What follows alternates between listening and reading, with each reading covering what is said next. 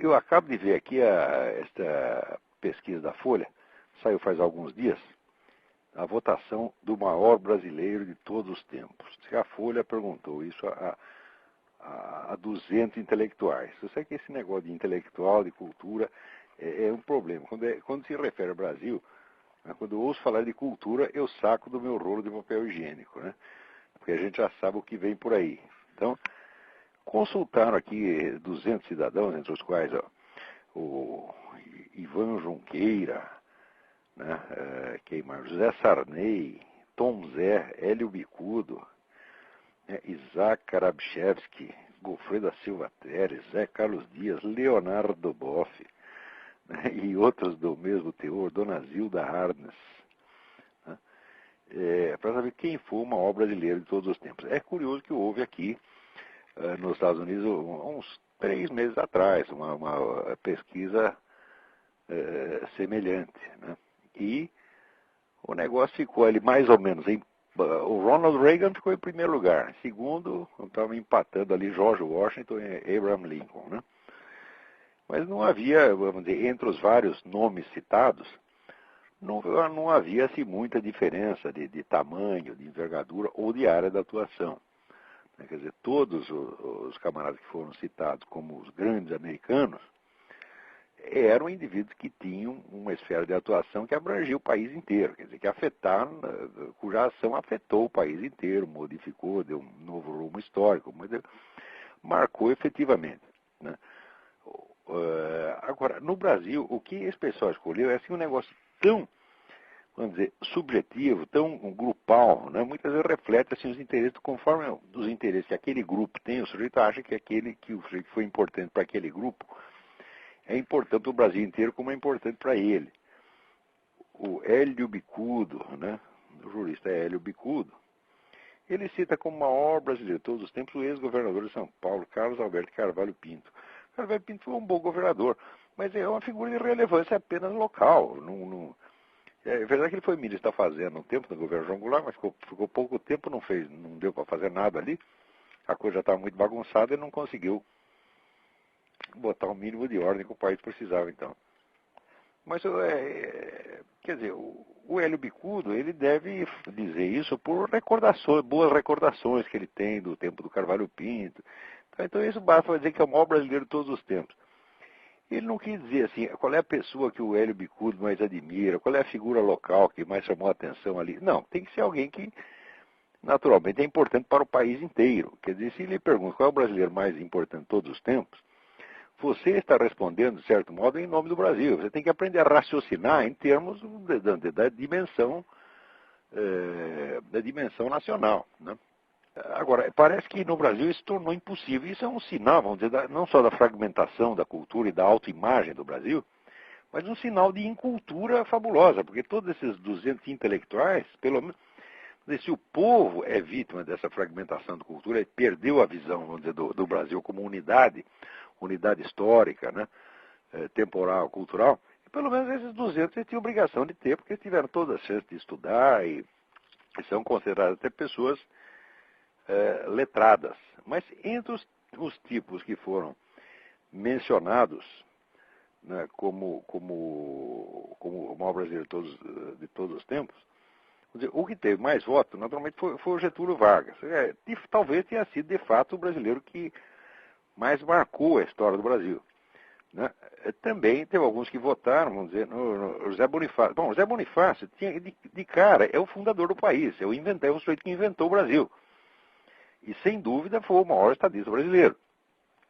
Por isso mesmo, só que é o contrário do que aqui, vamos dizer, os fundadores do país são honrados até hoje. E no Brasil é o contrário. José Bonifácio, depois que fundou o país, a primeira coisa que o país fez foi mandá-lo de volta para Portugal, exilá-lo em Portugal. Então isso aí já, de certa maneira, era uma profecia, um anúncio do que viria por aí, né?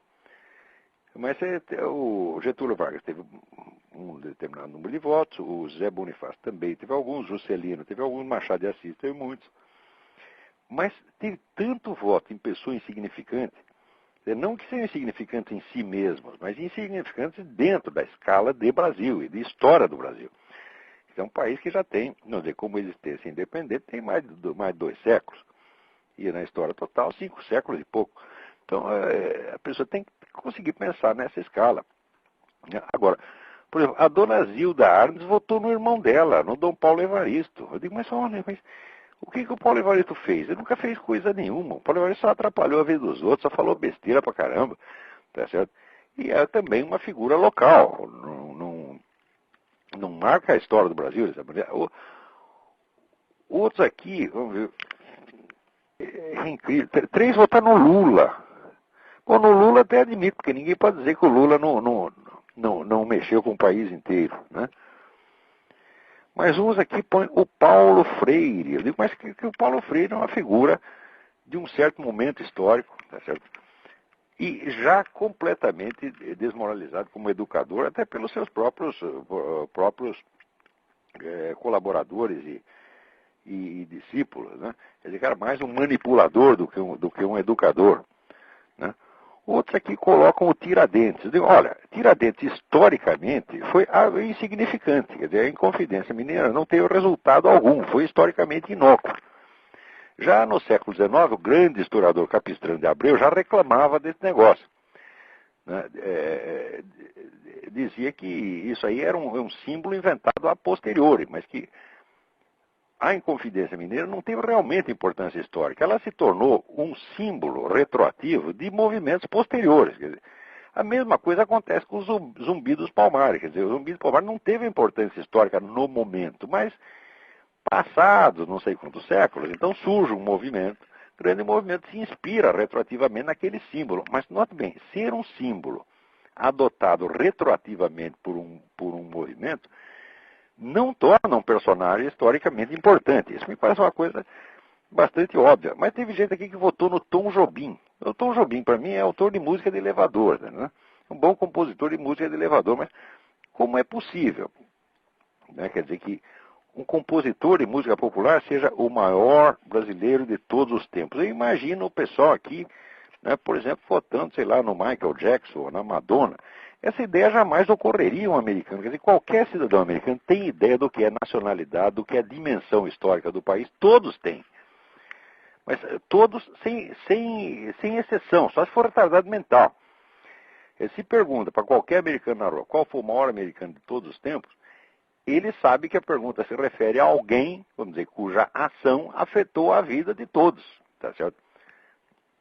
E afetou de preferência positivamente. Positivamente ou negativamente você pode até, vamos dizer, discutir, mas tem que ser alguém desta envergadura, tá certo? E que afetou não só num ponto específico, especializado, por assim dizer, mas ajudou a moldar o país. Todo mundo entende imediatamente que essa pergunta se refere a isso. Agora aqui, por exemplo, o Luiz Carlos Barreto respondeu, o maior brasileiro de todos os tempos foi o Mané Garrincha. E como é possível um treco desse? Né? O Garrincha não afetou nem a vida dele próprio. O Garrincha só se ferrou a vida inteira. Tudo que ele fez deu errado, a não ser o que ele fazia em campo, saía do campo, só se azarava. Quer dizer, era o tipo do personagem impotente, não agia, né? Ele era agido pelo meio ambiente. Outro aqui, Gerry Dávila, brasilianista, cita o Ademar Ferreira da Silva, aquele que foi campeão olímpico de salto triplo. Ora, o Ademar Ferreira da Silva era compadre da minha família. Ele vivia lá em casa, eu vivia no colo dele, para mim era o meu ídolo, porque era um grande esportista, essa coisa toda. Mas jamais me passaria na cabeça votar no Ademar Ferreira da Silva, só porque ganhou um campeonato olímpico de salto triplo. Não tem sentido. Quer dizer, qual é o efeito de longo prazo dessa ação? É nada isso. Quer dizer, não, nós temos aqui 200 intelectuais, entre aspas, que não têm ideia do que são as forças formadoras, forças históricas formadoras de um país. Não são capazes de raciocinar nesse nível. Eles confundem apenas a sua admiração pessoal com a escala, vamos dizer, a escala do país. Quer dizer, é por isso que o país está nessa merda que está. Porque se você pega 200 palpiteiros, né? Então, de certo modo, são palpiteiros profissionais. Eu também sou um palpiteiro profissional. Tá certo? Eu estou no mesmo ofício deles. Eu sou um formador de opinião.